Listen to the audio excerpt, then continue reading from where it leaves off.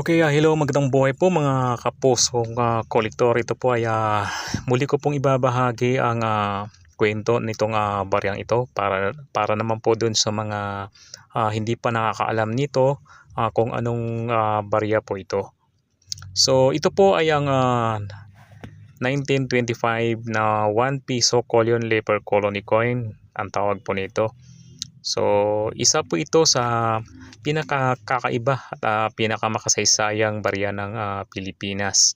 So para po sa kaalaman ng ating mga ibang mga kababayan at hindi pa gaanong nakakilala sa baryang ito. So ito po ay hindi po ito ginawa para sa buong bansa sa Pilipinas, kundi ito po ay eksklusibo lamang para sa Colon Leper Colony sa Palawan. Kung bakit po ito ginawa, noong unang bahagi ng ika 20 na siglo, so naniwala ang mga doktor at ang pamahalaan na ang kitong o leprosy ay maaaring kumalat sa pamamagitan ng mga bagay na nahawakan. So kabilang na dito ang mga barya, mga pera nating ginagamit. Bagamat alam na ngayon na mali ang paniwalang iyon. So ito ang naging batayan noon sa paggawa ng hiwalay na pera. At ang baryang ito ay maituturing na espesyal na issue.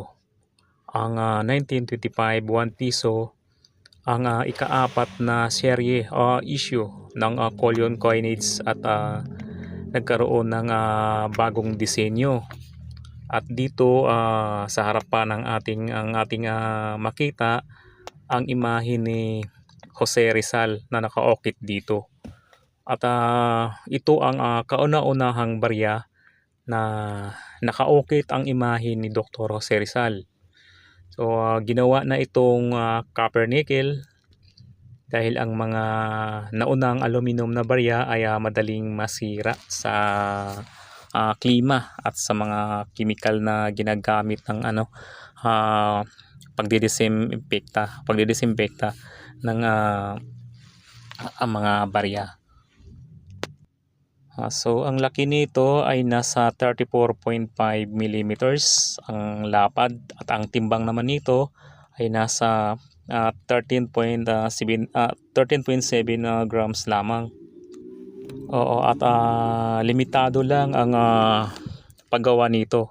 Meron lamang itong 20,000 piraso nito.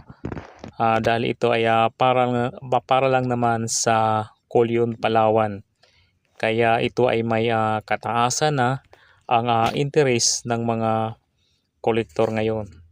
At ang baryang ito ay mayroong mga simbolo ng mga makasaysayang kahalagahan sa kasaysayan ng panggamot laban sa kitong, mga pulisiya ng paghihiwalay ng mga pasyente noon sa panahon ng Amerika, at yung pag-unlad ng agham dahil napatunayang hindi pala na ipapasa ang kitong sa simpleng paghawak ng barya.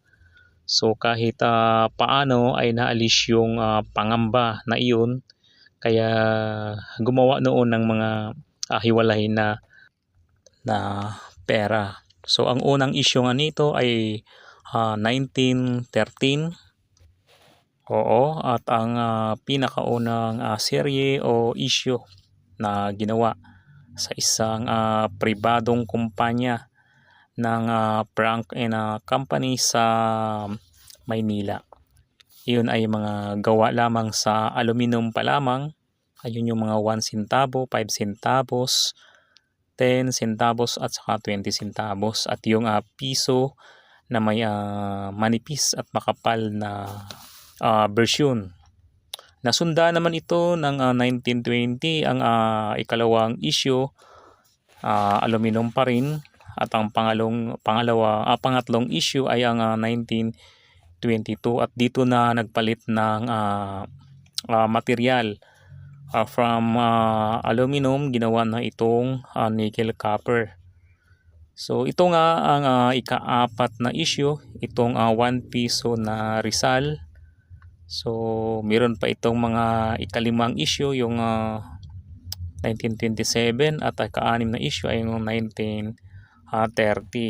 So sa totoo lang, ang ilang mga share nito ay medyo mas mahal pa ngayon, lalo na yung mga 1927 at 1930 at mga yung nauna na mga piso noon, medyo mahirap na rin hagilapin. So ito lang kasing ating ipinakilala, itong 1925 na 1 piso, para ating malaman na dito ang unang imahe ni Rizal na naiukit dito sa 1 piso dito sa Colon Labor Colony.